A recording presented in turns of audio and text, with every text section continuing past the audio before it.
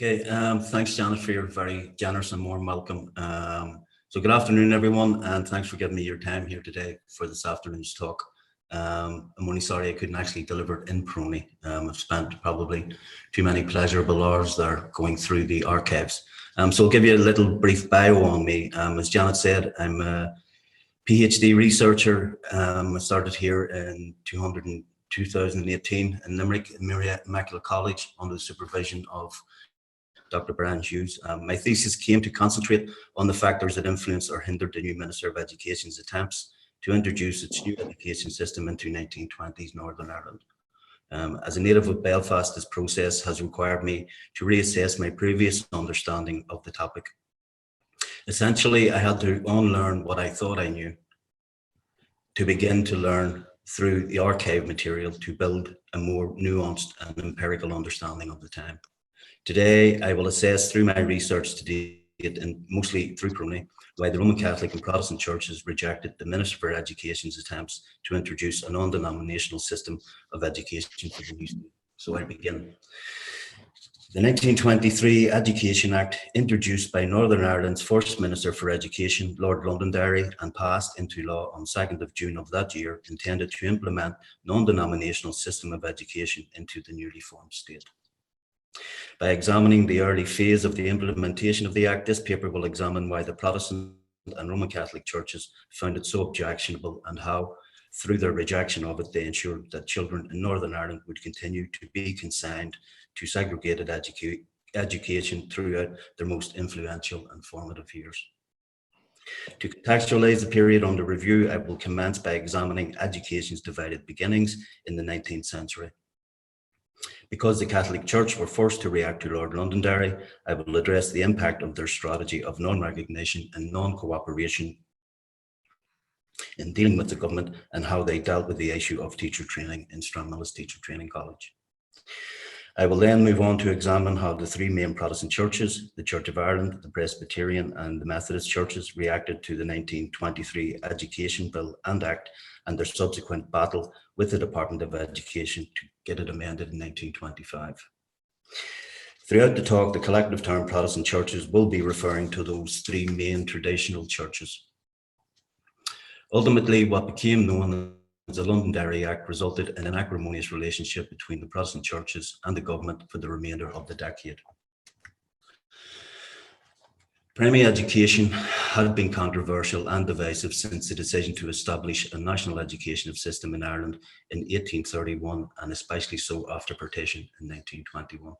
I'm using 1921 for the partition in this context, as it was June of that year that the new government sat for the first time in Northern Ireland. A brief overview of historical issues is required to contextualise the challenges that would beset the new government in its attempts to supplant the denominationally segregated system with one that was non-denominational.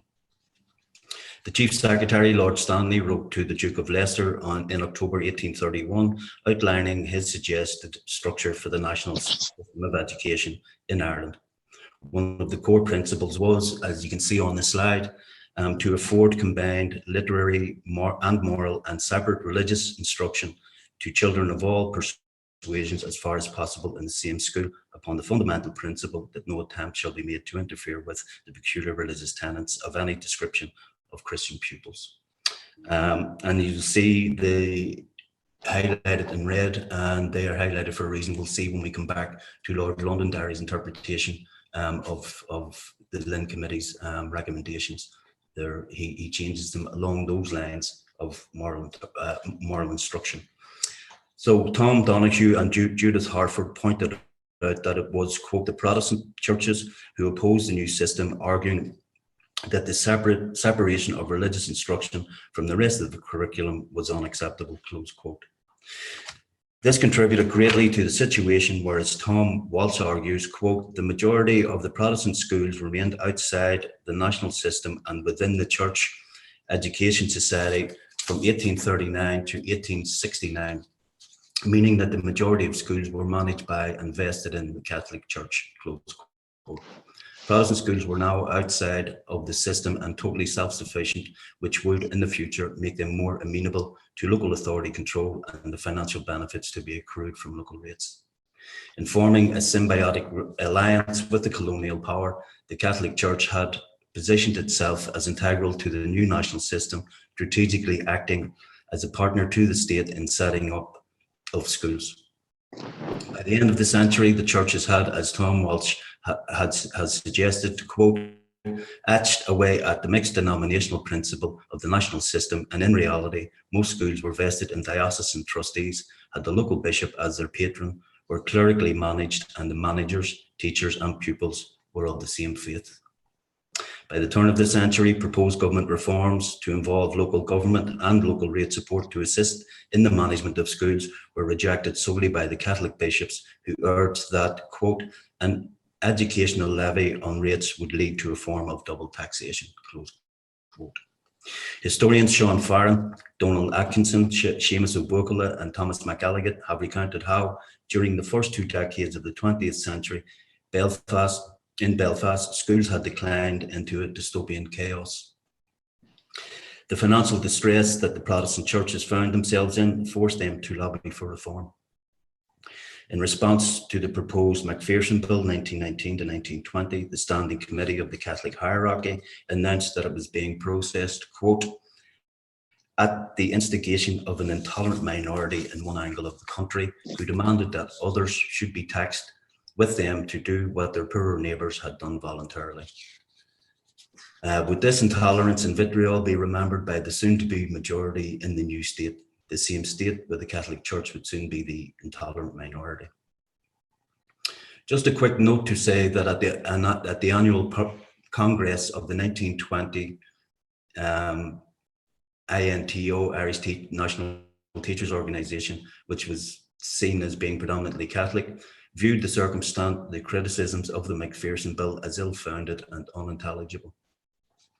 In his address, its president, T.J. Noonan, stated that they were pressing for the Board of Education to be elected rather than appointed, which would be, quote, representative of the people of the country, responsive to their opinions and truly reflecting the heart and soul of the nation. Not surprisingly, this through the ire of the bishops, but it does show that there was an appetite for change amongst the Catholic teachers. We shall see further on that they had this in common with their Protestant counterparts. It is best to start with a brief profile of Lord Londonderry, as he is pivotal to the ensuing narrative. Lord Londonderry was a complex character who divided opinion, but there can be no doubting he was sincere, if perhaps naive, in his attempt to create a non-denominational system of education. As an Englishman, he had not been, as Neil Fleming puts it, quote, grounded in traditional Edwardian Ulster Unionism, close quote. Donald Atkinson was more direct and scathing in his appraisal of Londonderry, depicting him as, quote, a gifted amateur who tried too many things and was fully master of none. He had to oversee family coal mines in Durham, plus lands in England and Ireland, in addition to serving as leader of the Northern Ireland Senate and Minister for Education, and a spokesman for the Ulster in the House of Lords. This meant that he was often absent from Belfast for long periods of time, and that many educational decisions were left to senior officials, close quote. These repeated absences, as we shall see, would ultimately be his undoing.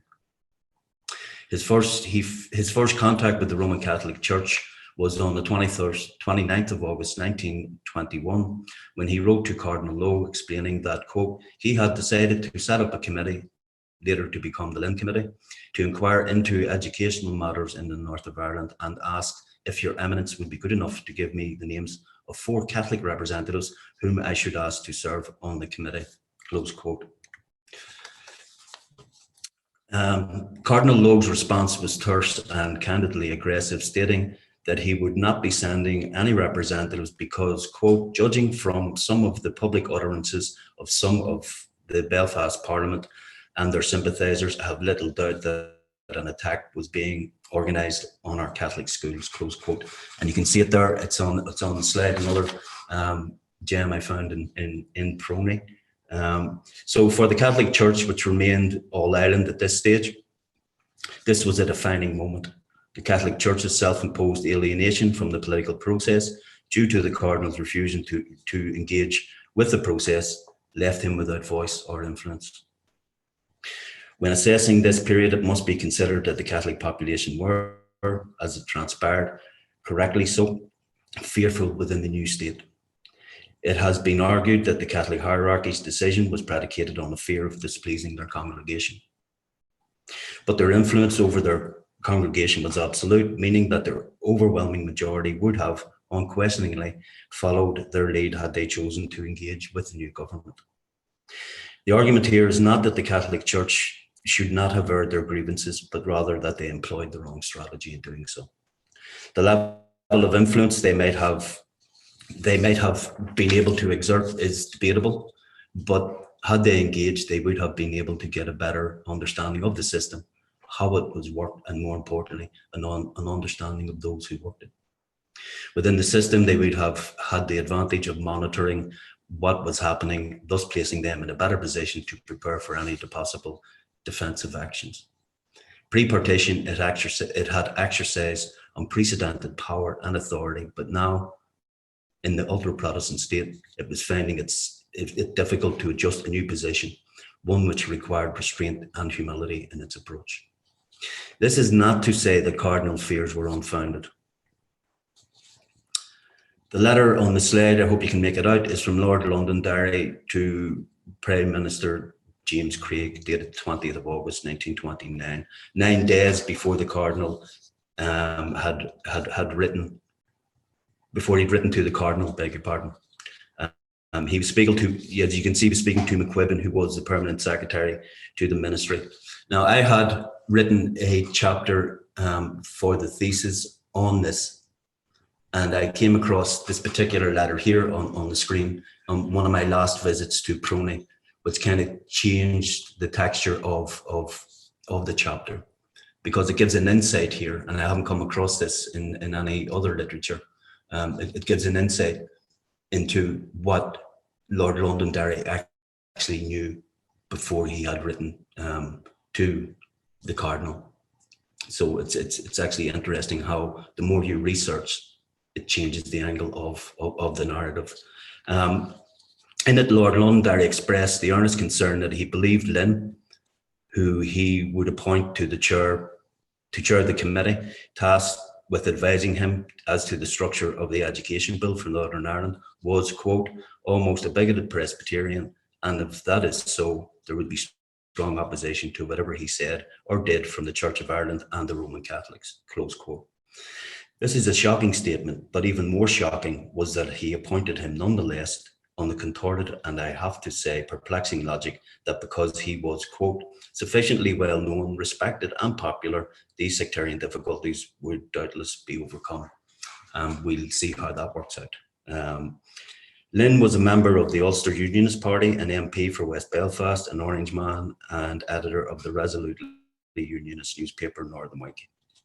His outspoken defence for the Belfast Education Bill and the McPherson Bill would, in all probability, have identified him in the eyes of the Roman Catholic clergy as an advocate for local authority involvement and the payment of rates in education.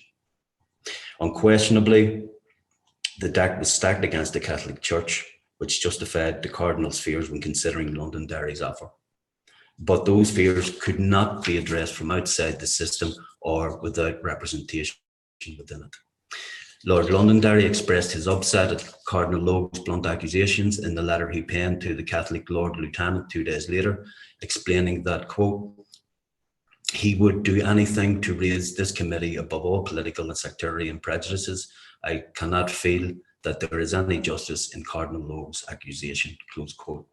Given the context of his appraisal of Lynn and the potential consequences of appointing him to the chair of such a significant committee, it would appear that his upset with the Cardinal's rejection was at best disingenuous and at worst contrived for the sympathies of the Lord Lieutenant for any resultant political fallout.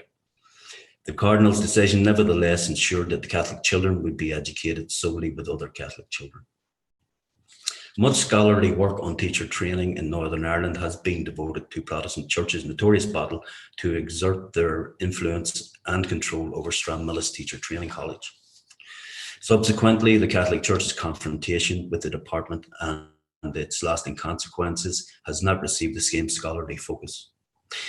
In a letter written in 21st of March 1923, the Catholic bishops issued a statement that Catholic students who enrolled in Stranmillis Teacher Training College, quote, would not be employed in Catholic schools on the completion of their training, close quote. As noted by Oliver Rafferty, the response to this, and quote, not to be outdone, the government regulated that teachers trained in the Free State who completed their training after 1925 would not be eligible for employment in the North, close quote. This effectively cut off the Catholic Church's supply from that source. Male Catholic trainee teachers became the casualties of this particular standoff, as there was nowhere they could train on the island of Ireland and gain employment in Northern Ireland upon completion of that training. This was the genesis of the fallout that peaked on the 25th of April 1925, when first-year Catholic students at Stranmillis Teacher Training College were informed of the bishop's edict that they must leave there and enroll in Strawberry Hill Teacher Training College in Middlesex, England. Again, it conveyed the explicit threat that failure to comply with it would be very unlikely, meant that it, quote, would be very unlikely that they would secure an appointment in a Catholic elementary school anywhere in Northern Ireland, close quote. Such was the power of this ultimatum that by August 1925, there were no more Catholic students attending Stranmillis Teacher Training College. Lord Londonderry displayed an earnest desire to accommodate the Catholic authorities' wishes for the building of Stranmillis. Surviving minutes from the Department of Education and the Cardinal O'Fake Library, or MA, confirmed that a deputation of 5 ministers of the Catholic clergy was, quote, received by Mr. Wise, Assistant Secretary, and Mr. Yates on Thursday, 12th of June, 1924, close quote. The minutes reveal a frank and pithy exchange of both parties' positions. Bishop O'Donnell immediately explained to Mr. Wise, quote, that the bishop's desire to have teachers trained A, either in a separate training college in Belfast, or B, as an alternative in St. Patrick's Training College, Drumcondra, which he believed would be quite satisfactory and more economical, close quote. Wise countered that it would be uneconomical, and as Drumcondra was denominational, it could not be agreed to. Canon O'Donnell responded somewhat naively by suggesting that the ministry let Drumcondra teach the ministry's programme, and it would also, quote, allow the ministry's officials to examine the students and inspect the work if necessary, close quote. The use of the word allow by Cardinal Father O'Donnell suggests that the Roman Catholic Church had yet to grasp that it was no longer the dominant party in this scenario in the new 6-county state. In their myopic pursuance of their demands, they displayed a certain lack of consideration for the predicament that those Roman Catholic students who had to train there would have to face. While Wise rejected their naive offer, he did say that the minister would meet the bishop's other requests and, by way of compromise, offered to house the Roman Catholic trainees, quote, in a special hostel outside that institution. Primarily, the offer was to house Catholic trainees in one of the hostels to be built on the Stranmillis estate, with the proviso that, quote, if the hostel were not built on Stranmillis estate, no grant would be available towards capital expenditure, close quote. The deputation's response exemplified how their obduracy, not only on accommodation, but also the trainees' socialising, stymied any progress towards narrowing the gap in negotiations. Bishop O'Donnell responded incisively, insisting that they would not accept a hostel on Stranmillis estate, quote, unless it were completely separated from other hostels by a wall. And that, an awful lot of connotations in that remark. The Catholic authorities were profoundly intransigent when it came to preventing Catholics from mixing with Protestants in as many spheres of their lives as possible. Displaying an arrogance that would not serve them well in the nascent state, they further stipulated that, quote, they would not object to the association of the Catholic students with others in organised games, but they would require separate grounds for recreation where the students could spend their ordinary leisure hours, close quote. Once again, the Roman Catholic Church was setting preconditions when it may have been more prudent, given its new position within the new state, to be more accommodating in order to attain the best deal possible. But it goes on to make further demands. When offered the option of a paid chaplain on the same terms as the Protestant chaplains, they declined. On the issue of training, the bishops generally accepted the course with the exception of history, psychology and ethics, and possibly English literature. I hope you can make this slide out. In response to their request for a separate lecturer in history, Wise, somewhat amusingly, given Ireland's contentious history, suggested that, quote, it might be avoided if the controversial periods were not selected for study.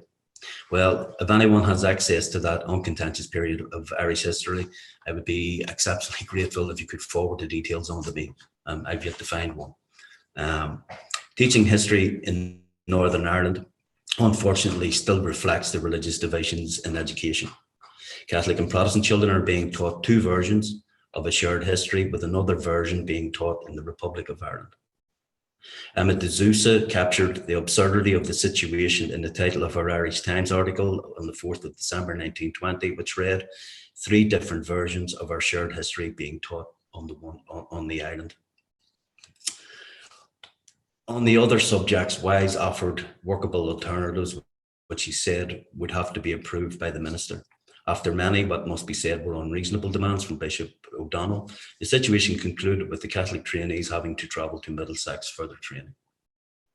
They had fully played their part in ensuring that Catholic children would be educated only with other Catholic children for the foreseeable future, for reasons that were not beneficial to the children's education or material well-being. Before leaving this section on the Catholic authorities, it is worth a quick examination of how teachers felt about the situation. The predominantly Catholic INTO, which remained an All-Ireland Union post-partition, was critical of the Northern bishops. In his address to the INTO Congress in 1923, its president Cormac Walsh, while acknowledging that certain facets of the Act were in need of amendments, he nevertheless praised the new training provisions, which were unanimously approved by the delegates. This would further suggest that the Catholic authorities' energies were more concentrated on protecting its authority over education, rather than considering what would have been of most benefit to the children and teachers within the system. As mentioned above, beleaguered Protestant schools entered the new state in financial and structural ruin. This meant that the Protestant churches welcomed the new government's decision to introduce local authority involvement and the fiscal rewards to be accrued from that. Section 5 of the Government of Ireland Act meant that it was ultra vires to, quote, make a law so as directly or indirectly to establish or endow any religion or affect prejudicially the right of any child to attend a school receiving public money without attending the religious instructions at that school, close quote. As a consequence, the government was legally prohibited from implementing a denominational system of education. As I mentioned before, Lord Londonderry was a complex and at times contradictory character. Even though he was aware of Lynn's sectarian leanings, he was nevertheless, and often to his detriment, consistent in his attempts to adhere to the letter of the law. Due to the Lynn Committee's Protestant orientation, through no fault of its own at this stage, its recommendations on administration, religious instruction and appointment of teachers were customised to meet its own particular Protestant needs. In essence, they were attempting to retain the same control they had before partition.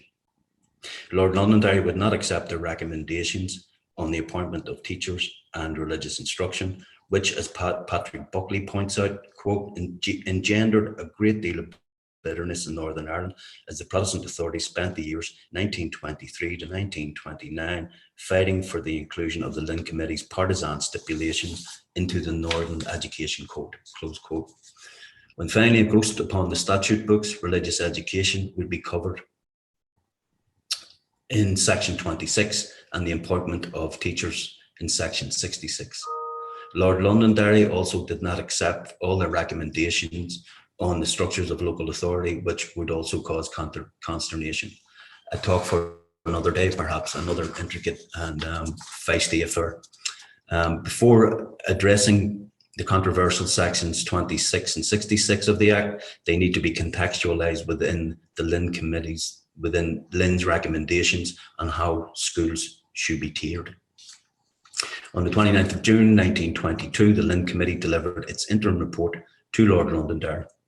It recommended that, quote, if possible, all schools should be under the local committee, and the inducements should be offered to bring this about, close quote. They divided the schools into 3 classes. They categorised, quote, new schools built and equipped by these local authorities and those transferred to be managed by local committees for primary education as Class 1 schools. These became known as transferred or provided schools and were exclusively Protestant. These were the schools on which the controversy with the Protestant clerics centred. The financial incentive for transferring was that, quote, the local committee for education should, as managers, provide for maintenance, repair, furnishing and equipment and all the costs of heating and cleansing, close quote. The next category would become known as 4 and 2 schools. The most unpopular of the 3 choices, but saw only a handful of schools consider it. Lastly, Class 3 or voluntary schools were Catholic schools whose managers remained entirely independent of local authority. The financial recommendation was, quote, a grant in aid of heating and cleansing at the same rates as Class 1 and 2, but such schools would receive no aid from local rate, close quote. Teachers from all schools were paid by the government. Had the Cardinal agreed to send representatives, a better deal might have been struck, or perhaps this outcome, which Atkinson described as a partisan blight, could be regarded as a vindication of his decision not to. As the Lynn Committee were fully aware that the Protestant schools that transferred to government control would have to be non-denominational. Lord Londonderry had been consistent, clear and unambiguous about this. At the second meeting of the committee, held on the 27th of October 1921, a subcommittee was appointed to deal with religious instruction in primary schools. It is noteworthy that some of the names on this committee, such as Canon Brown, Church of Ireland, Reverend J. Bingham, Presbyterian, and Reverend W. H. Smith, Methodist, would form part of the United Education Committee of Protestant Churches. You'll be glad to hear hereafter UEC deputation that would later confront Lord Londonderry for not implementing their recommendations on religious instruction. The subcommittee agreed that, quote, it appeared possible for the 3 principal Protestant denominations to arrive at a common programme of religious instructions in primary schools, close quote. This was, as we shall see, a signifier of the Protestant clerical authorities' intent on instigating their own denominational agenda, an agenda that they surely knew would lead to confrontation with the minister. Yet the subcommittee recommended that clerics should have responsibility for the appointment of teachers who should be able to teach the scriptures in Protestant schools to Protestant children as part of the curriculum.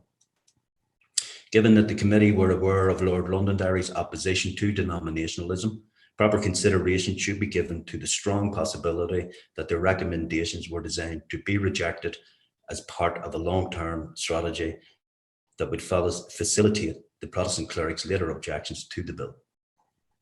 They would later present what were merely proposals for consideration of the Department of Education as fixed statutory and religious rights that were now being denied to them by Lord Londonderry. A document dated 27th of January 1923 presented to the Lynn Subcommittee for Religious Instruction on behalf of the representatives of the Church of Ireland Boards of Education and School Managers Committees captured these anticipated anxieties. It stated that, quote, the principal teacher of a school handed over by the Church of Ireland should as a rule be a member of that church, and that teachers should give religious instruction in the schools handed over, close quote. It goes on to stipulate that, quote, the religion should be taught in schools by teachers, and that there should be the right of entry for clergy or authorised persons to catechize the children of their own denomination should be secured in every school, close quote. In effect, as Atkinson described it, quote, the Lynn report favoured granting similar rights to two distinct classes of schools, but proposed to financially fully only the Protestant schools. The other two main churches forwarded concerns of a similar nature. As expected, Lord Londonderry did not accept all of Lynn's recommendations on religious instruction and the appointment of teachers. By 20th of October 1922, the first draft of the Education Bill had been drawn up and was discussed by the Cabinet in December 1922 and January 1923. By the 8th of February 1923, the final draft bill had been drawn up and sent to the Prime Minister, James Craig. They were moving at pace to push this bill through. Section 26 of the bill afforded opportunities for denominational religious teaching by clergymen and other persons to whom the parents did not object. The offending caveat for the Protestant clergy was that religious education would have to take place outside of compulsory hours of attendance and not be provided by the educational authority, i.e. public money was not to be used. Section 66 stipulated that it would now be the government and not the clerics who would oversee the appointment of teachers. This meant that teachers had now become public servants, and in accordance with Section 5 of the Government of Ireland Act, the religion could not be taken into consideration when appointing them. The Protestant clerics viewed this as another attempt by Lord Londonderry to prevent religion being taught in schools, which saw them decry it as a secular bill. They openly stated that they did not want Catholic teachers in their schools, a highly unlikely occurrence anyway, such was the Catholic bishops' control over their teachers. It is plausible, however, that the politicians understood that the clerics would have known the teacher's religious affiliation by his or her school background, and that it was customary for the parish priest to provide a reference, meaning that they could have considered an applicant's religion without technically violating the law. Rather than apply this logic, the Protestant churches' hierarchies, however, viewed Section 66 as challenging and diluting their authority within their schools. Agitation was brewing. It is worth noting that generally, teachers of all denominations were candidly critical of the previous regime and welcoming of Londonderry's bill. As we have seen already, the INTO, albeit with a few reservations, were in favour of it. Minutes from a meeting of the Interreligious Belfast Teachers Association from the 15th of February 1922 shows that they found the old system of school management repressive and incompetent. They wanted a strong, centralised Department of Education that would compel the local authorities who they distrusted to address their shortcomings. They wanted representation on all school management committees and the instigation of new appeal procedures for dismissed teachers. This suggests that teachers were at the mercy of local clerical managers when it came to their appointment and dismissal. On the 10th of September 1923, the Belfast Telegraph reported that J. Smith of the predominantly Protestant Ulster National Teachers Union, when speaking in favour of the proposals, said that denominationalism had cursed our country and that, quote, teachers in these schools owed their appointment not to their scholastic attainments nor to their efficiency as schoolkeepers, but to the favour of interested parties or the willingness to perform duties altogether outside the province of a secular teacher. Close quote. The organisation of the Irish Protestant National Teachers, as reported in the Northern Whig, June 1925, was more robust in its condemnation of those who wanted to secure compulsion on and clerical control of their teachers by, quote, heartless and despotic managers, close quote. The Protestant churches, in their quest for dominance, were oblivious to the input of the teachers who would, after all, be the ones educating the children who would fill the new provided and transferred schools. The agitation peaked on 9th of April when a sizable deputation of the three main Protestant churches, 11 clergy in total, met with the Department of Education. Bishop Grierson, Church of Ireland, opened the proceedings, expressing that, quote, their fundamental position was that they could not hand over schools unless in the bill it were enacted that daily scriptural lessons should be given by teachers, close quote. He told Londonderry that he also wanted permission for teachers to deliver denominational instruction, adding that they would not transfer schools until power was returned to the school committees. Dr. Bingham of the Presbyterian Church voiced the delegation's objection to responsibility for the appointment of teachers being removed from local management to the regional committees. The regional committee was introduced by Lord Londonderry as part of the new administrative system, which created a buffer between the local school management, ergo clergy, and the appointment of teachers. Dr. Bingham generously, quote, suggested that selection of the teachers should be made by the ministry from a selected list furnished by the school committee. In other words, the school committee, the clergy would make a list of teachers who the regional committee could pick from. Minutes from the meeting recorded that Lord Londonderry, quote, said he would give full consideration to the points of view expressed and would endeavour to make some amendment to the bill that would reassure the churches. A compromise was reached and accepted by the churches in early May, with all three churches writing to Londonderry to thank him for the satisfactory amendment, with the Church of Ireland Archbishop of Armagh, Charles Darcy, heralding it as, quote, the perfect solution to our problems. This was, however, short-lived. And you can see there are two letters from the Church of Ireland thanking Lord Londonderry for the amendments that were made to the Act. But as I said, their delight was short-lived.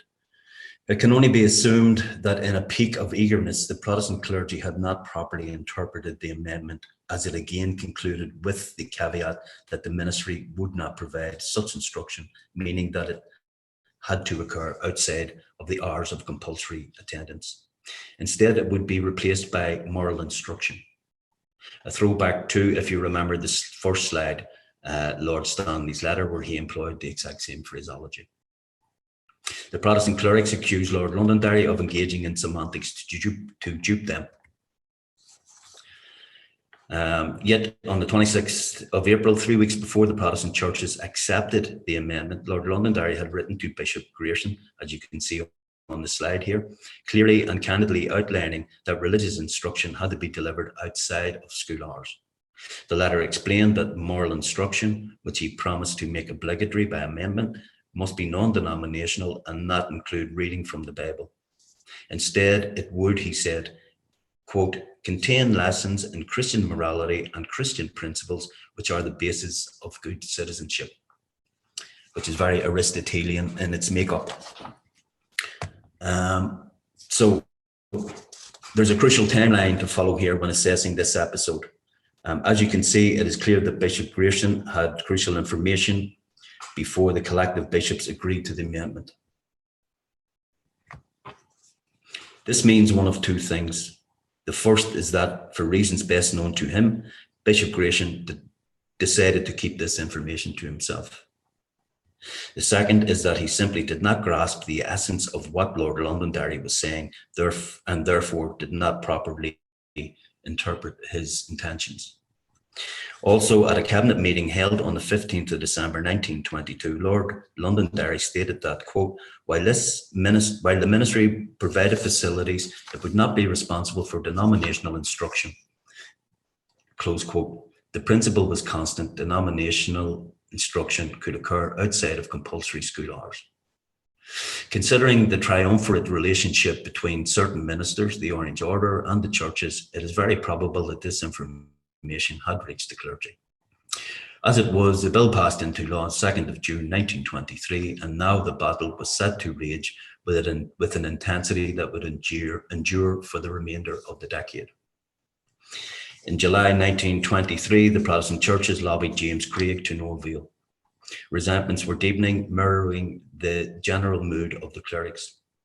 As the controversy advanced, Presbyterian minister Reverend William Corky, who Atkinson described as being, quote, capable of immense bitterness and of vicious invective, close quote, emerged as the dominant voice of the UEC's opposition. At a conference of the churches in early 1924, Reverend Corky recorded that demands were accompanied by the cry of, quote, Protestant teachers to teach Protestant children. The segregation agenda was now being pursued more robustly. The very effective pressure group The UEC was formed in December 1924 with Reverend Corky, Reverend James Quinn of Belfast Anglican, and Reverend W. Smith as its joint secretaries and chief agitators. They decided on a more regular and forceful use of the Orange Order to exert their considerable power to pressurise the government on their behalf. In early 1925, they attacked Lord Londonderry in what Donald Atkinson described as a long, vile letter. Having rebuked Reverend Quinn privately, Archbishop Darcy distanced his church from what his letter to the Belfast newsletter described as an unjust attack. His opinion, and that of other moderates, that they had secured, quote, practically all that we desired, would be lost in the imminent cacophony of invective orchestrated by the UEC.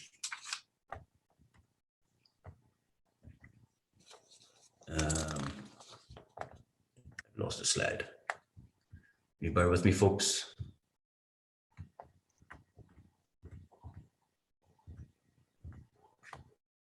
I think, yeah, that's it. Is that it? No.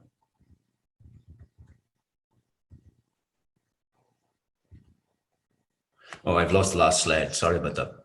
On 3rd of March 1925, Lord Londonderry, believing that he had the full backing of Prime Minister James Craig, informed a press conference that the government would not alter its position on the 1923 Act. That he departed for London the same day raises many questions about his sense of priorities and commitment.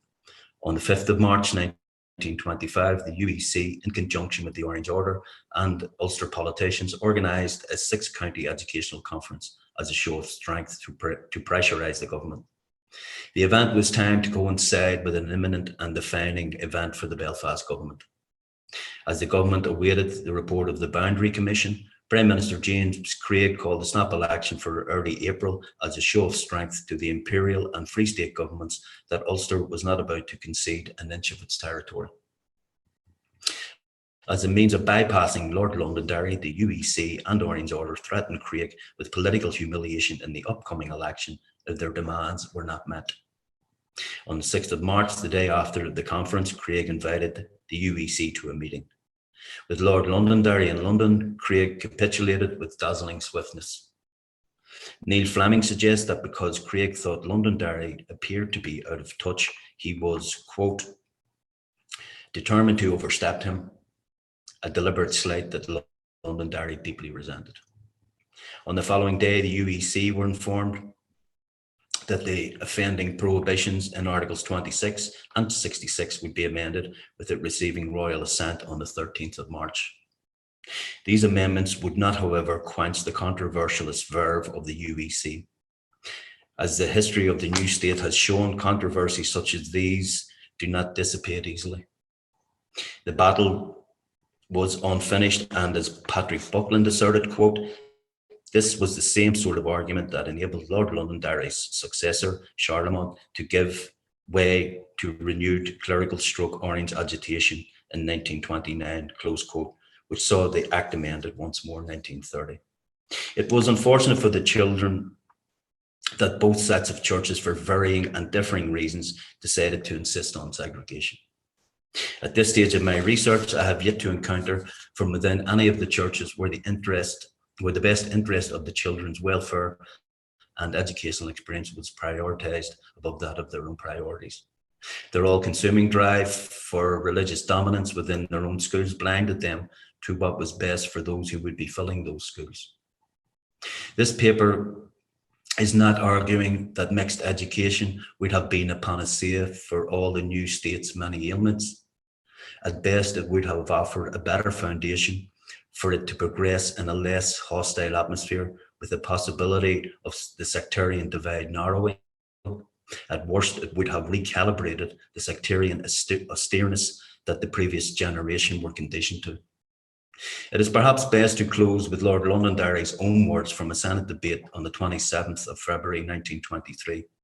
In it, he captured not only his aspirations, but also the possibilities they could have fulfilled.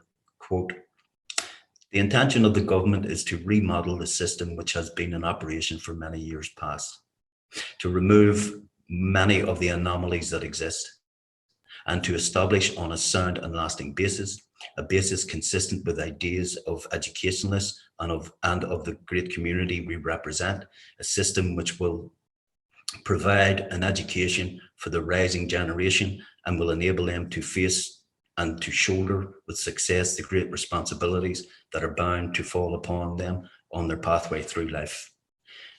Thank you for your time and attention, especially on this removed meeting. Thank you.